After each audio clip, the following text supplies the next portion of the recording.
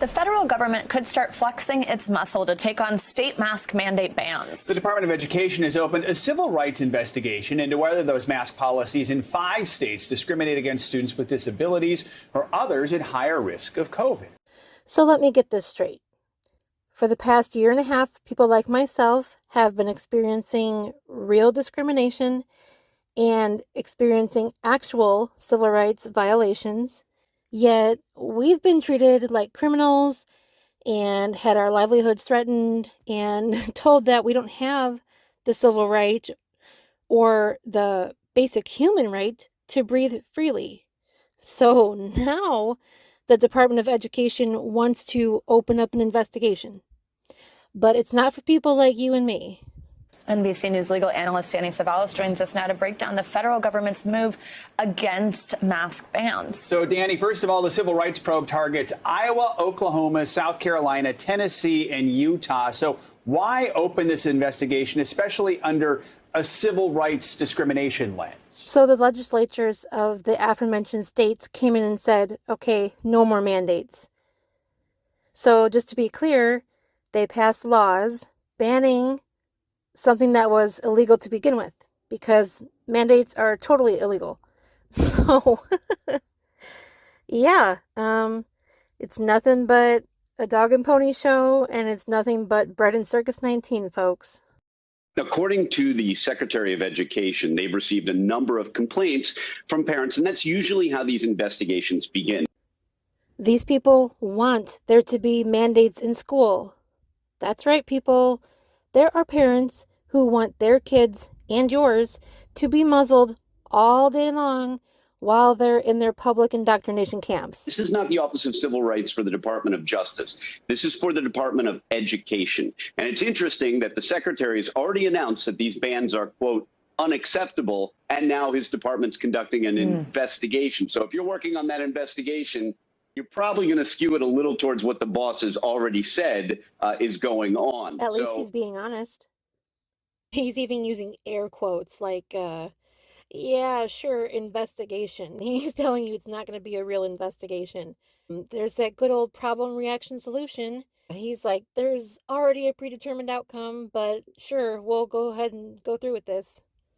I would, if I were a betting person, I would bet on a conclusion of this investigation that indeed these states are violating federal law.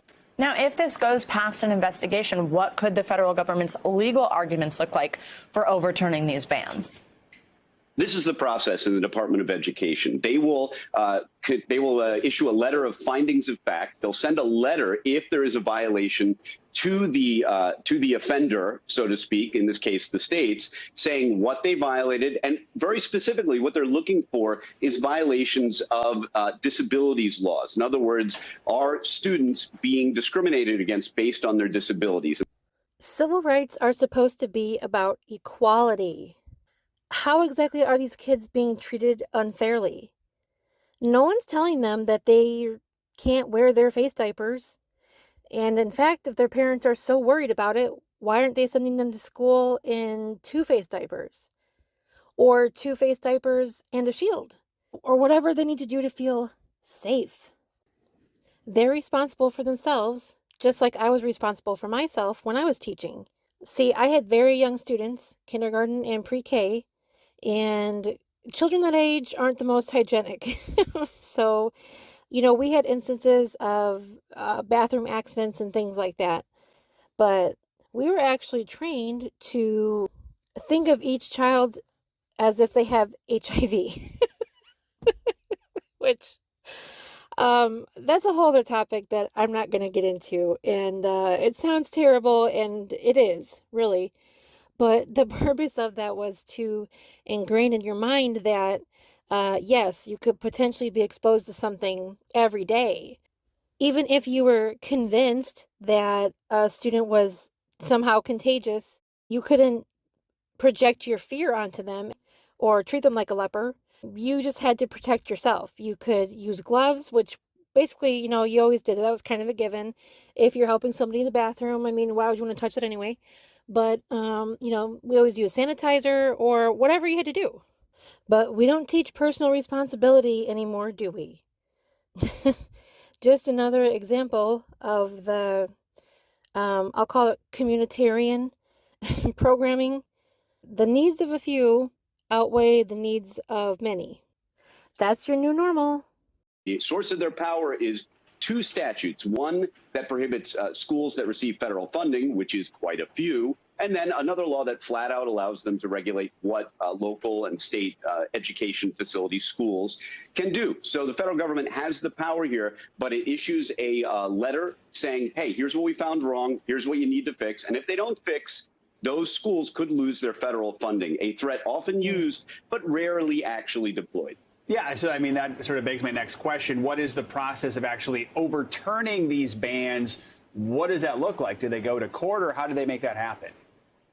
They can go to court, and that issue, that finding of fact, basically paves the road for a lawsuit. After all, what plaintiff's attorney wouldn't like a government agency that's already done all the discovery and the fact-finding for you? But on the other hand, what normally happens is they send a letter, say, here's what you need to fix, and the school or whoever they send it to can make a decision. We're either going to comply and enter into an agreement, or we're going to fight it. All right, Danny Savalos. Danny, thanks for your expertise on this important topic. Appreciate it. As always, thanks. So I can pretty much say for sure that he's referring to Title VI, which I have referenced before in videos. Basically, all these schools get federal funding, and when they're receiving that funding, they can't discriminate. So 504 of the Rehabilitation Act of 73 defines individuals with disabilities as those who have a physical or mental impairment, and I would say that these people do, but I mean, nobody asked my opinion, which substantially limits one or more major life activities. The deciding factor in determining whether or not a person suffers from a disability under 504 is whether the impairment limits one or more major life activities, such as breathing.